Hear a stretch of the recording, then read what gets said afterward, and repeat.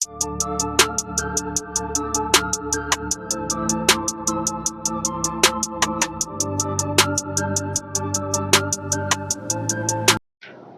लोग अभी तक सीखे हैं कि भाई कैश फ्लो अगर आप बनाते हैं तो कैश फ्लो बनाने के लिए 3 तरह की एक्टिविटी का इस्तेमाल होता है।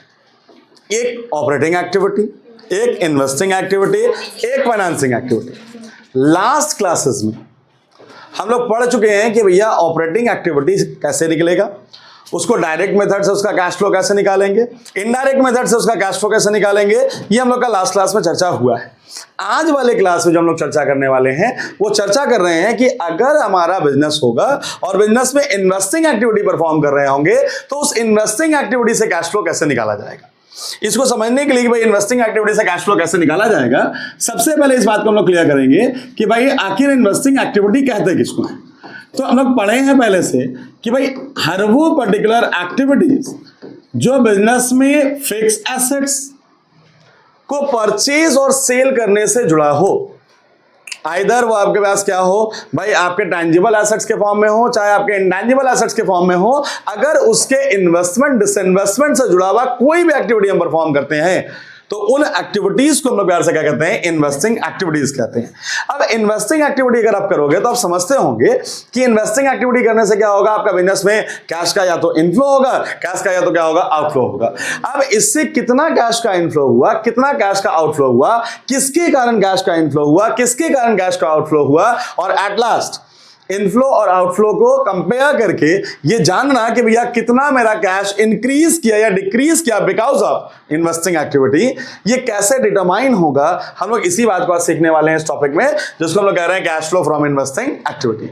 अब इसको समझने के लिए समझना ये होगा कि इन्वेस्टिंग एक्टिविटी से क्या बोले, पैसा का इनफ्लो भी हो रहा है, पैसा का क्या हो रहा है, आउटफ्लो भी होगा। तो यहां अगर पैसा का इनफ्लो और आउटफ्लो को लेकर आप बात करोगे तो पैसा का इनफ्लो होने के पीछे कुछ बेसिक कारण होगा, और वो बेसिक कारण हम लोग बात करेंगे ना तो गिन करके हमारे बिजनेस में सिर्फ 4 ही होता है।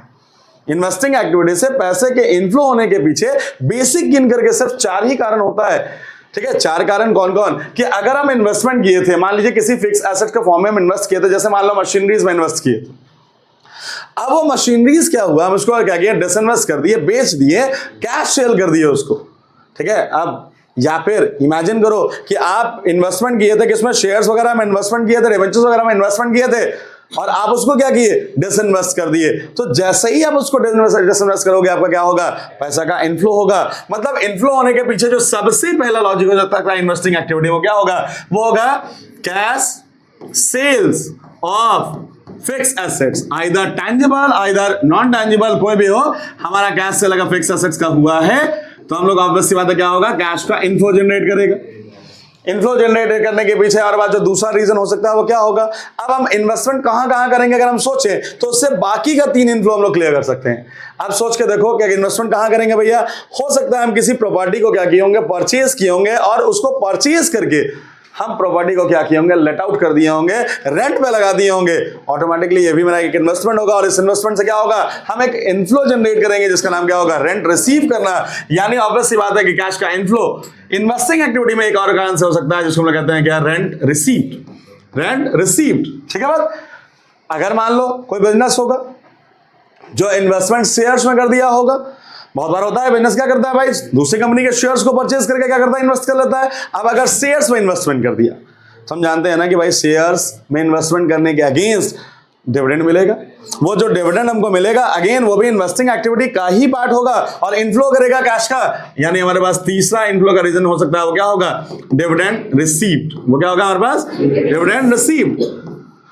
इमेजिन करो अगर कोई बिजनेस हो जो इन्वेस्टमेंट शेयर्स में ना किया हो, इन्वेस्टमेंट डिवेंचर्स में कर दिया, ठीक है, इन्वेस्टमेंट किसी को लोन देके किया हो, लोन किसी को दिया गया, ये भी एक प्रकार का क्या होगा, इन्वेस्टमेंट होगा। अगर उससे इंटरेस्ट हम लोग जनरेट कर रहे होंगे तो अब अगर वो लोन के तौर पर किसी में इन्वेस्ट कर दिया तो ऑटोमेटिकली क्या होगा, पैसा मिलेगा उसमें एक कारण से जिसका नाम होगा क्या, इंटरेस्ट रिसीव, जो इनफ्लो बना। यानी हमारे पास जो चौथा इनफ्लो का रीजन हो सकता है वो क्या होगा, वो होगा इंटरेस्ट रिसीव। यानी हमारे इन्वेस्टिंग एक्टिविटी से अगर बात करें पैसे के इनफ्लो के हमारे पास कुल मिला के कितने रीजन होंगे, 4 रीजन होंगे। अब पैसा का आउटफ्लो किसके कारण से होगा भैया? तो पैसा का आउटफ्लो होने के पीछे जो रीजन होगा वो सिर्फ और सिर्फ एक ही होता है सर, और वो होता है इन्वेस्टमेंट करना। पैसा का आउटफ्लो होगा सिर्फ एक ही कारण से, और वो क्या होगा? इन्वेस्टमेंट करना।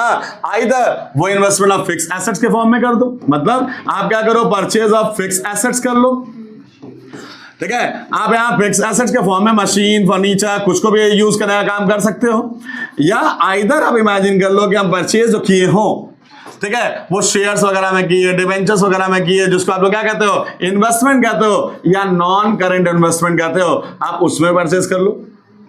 पैसा का क्या होगा? आउटफ्लो हो जाएगा। तो पैसा का आउटफ्लो होने का इन्वेस्टिंग एक्टिविटी में सिर्फ एक कारण होता है, और वो एक कारण क्या होता है कि अगर आप परचेज कर लिए फिक्स एसेट्स को, नॉन करेंट इन्वेस्टमेंट्स को, आपका पैसा क्या होगा? आउटफ्लो हो जाएगा।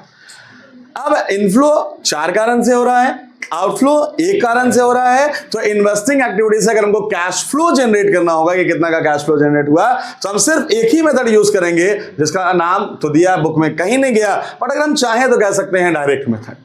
क्यों कह सकते हैं डायरेक्ट मेथड भैया? क्योंकि इसमें हम लोग यूज करेंगे उन आइटम्स का जिससे डायरेक्टली कैश का इनफ्लो या डायरेक्टली कैश का क्या होगा? मेथड्स कहीं पे बुक में नाम नहीं लिखा हुआ है, लेकिन हम इसको चाहें तो हम इसको डायरेक्ट मेथड कह सकते हैं, क्योंकि डायरेक्टली पैसा का आना और डायरेक्टली पैसा का जाना दिखाएगा।